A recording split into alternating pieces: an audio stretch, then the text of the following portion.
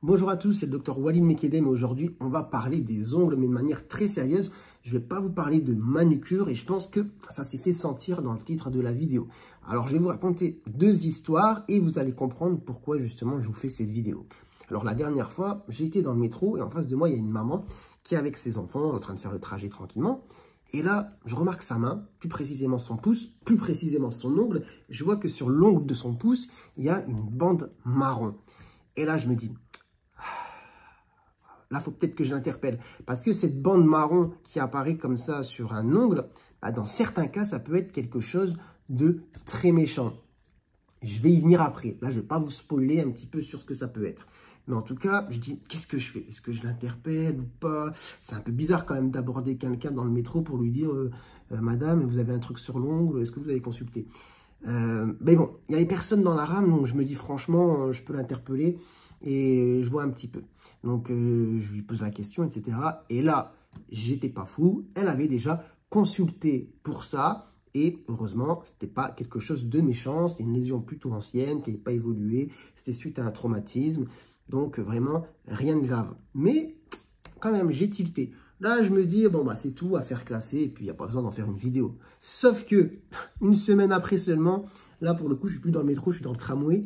Et il y a une personne en face de moi qui présente une lésion similaire sur le pouce. C'est incroyable ça quand même, ça fait 2 en une semaine. Et là, je me dis, ah, celle-là, j'aime pas en plus trop sa tête. Enfin, pas aux mesures, à la lésion sur l'ongle. Et je me dis, qu'est-ce que je lui dis? Sauf qu'on n'était pas trop dans la même situation. On était dans les transports. Quand vous voyez, vous êtes serré comme ça. J'avais une valise et tout. C'était compliqué d'aborder une personne devant tout le monde, dans des rames où vous êtes collés les uns sur les autres pour parler d'un truc quand même assez intime, on va dire, en tout cas médical. Et puis, il n'a même pas fallu 1 ou 2 stations pour que la personne sorte, donc je n'ai même pas eu le temps de cogiter qu'elle est sortie. Et là, je me suis dit, mince, quand même, est-ce que j'aurais dû dire un truc ou pas? Et c'est pour ça que j'ai eu l'idée de faire cette vidéo, du coup, sur cette deuxième expérience, pour vous parler du danger finalement que ça peut être. Parce que oui, ça peut être quelque chose de totalement bénin, mais comme ça peut être quelque chose de très très grave. Et c'est quoi ce très très grave? Eh bien, c'est ce qu'on appelle le mélanome inguéal. Le mélanome inguéal, c'est un cancer cutané très agressif. Donc mélanome, vous avez sûrement déjà entendu. Souvent, ça a l'aspect d'un grain de beauté sur la peau, mais en fait, ça peut prendre cet aspect de bande marron au niveau de l'ongle. Et quand même, ça nous paraît tellement dingue de se dire « Ah, j'ai une petite bande marron sur l'ongle et se dire que c'est un cancer en fait agressif. » Eh bien oui, c'est possible, c'est possible. Et c'est pour ça que j'aimerais vous interpeller là-dessus, parce que c'est le genre de truc facile à dépister. C'est pas comme si vous aviez un cancer profond dans le corps qui se développe sur plusieurs mois, etc., sans donner de symptômes. Pour le coup, les ongles, suffit de regarder, tout simplement. Comme les grains de beauté d'ailleurs, mais les grains de beauté, c'est souvent plus compliqué. Vous en suffit d'en avoir un derrière l'oreille, dans le dos, vous ne le voyez pas. Là, je peux vous dire que les mains, bon, voilà, vous les mettez devant vous, vous voyez. Et qu'est-ce qui doit vous alerter? Eh bien, déjà, c'est cet aspect en bande, mais il ne faut pas devenir paranoïaque, il ne faut pas devenir hypocondriaque, parce que dans la plupart des cas, tout de même, cette bande marron que vous allez avoir sur l'ongle, elle n'est pas grave. C'est ce qu'on appelle une mélanonichie. Donc, ça peut être un grain de beauté, tout simplement, totalement bénin que vous allez avoir sous l'ongle. Ça peut être dû aussi à un traumatisme et à plein d'autres causes, comme par exemple une prise de médicaments, ou même des fois des problèmes hormonaux, etc. Mais, dans tous les cas, on n'est pas sur du cancer. Pour ça, pour le savoir, il faut déjà le montrer. Et dans une deuxième partie des cas, eh ben, on peut être sur quelque chose de très méchant. Un mélanome inguéal. Et du coup, qu'est-ce qui va nous faire penser justement au fait que c'est pas du tout gentil? Eh bien, c'est déjà l'évolution. Si vous avez cette bande qui apparaît de manière très récente, qui évolue rapidement dans le temps, qui grossit, bon, déjà, c'est un signe pour dire que peut-être c'est pas bon. Après, il y a la couleur.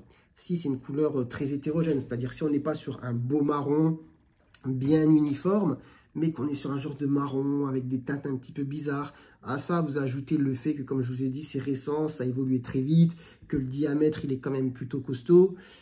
Bon, clairement, ça mérite de consulter rapidement. Par contre, si vous avez une bande qui est là depuis 10 ans, qui n'a pas bougé, qui, comme je l'ai dit, marron plutôt uniforme, bon, on n'est plus sur quelque chose de l'ordre de la mélanonichie. Mais ça, forcément, vous ne pouvez pas le savoir tout seul comme ça. En général, il faut demander un avis. Et du coup, voilà, c'est très important d'avoir ça en tête parce que, comme j'ai dit, ça peut être un cancer, ça peut être très agressif, mais si c'est pris à temps, etc., et bien évidemment, ça peut être soigné.